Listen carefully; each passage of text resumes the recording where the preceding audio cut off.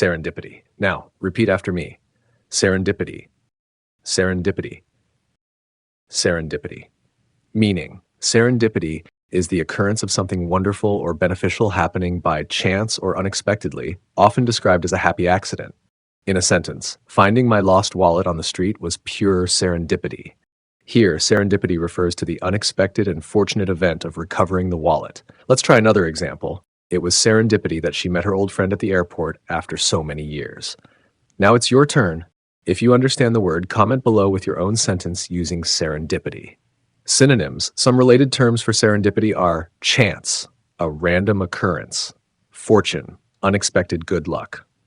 Antonyms. The opposite of serendipity would be misfortune, bad luck, or an unlucky event. Tragedy, a deeply unfortunate or sad event. Part of speech.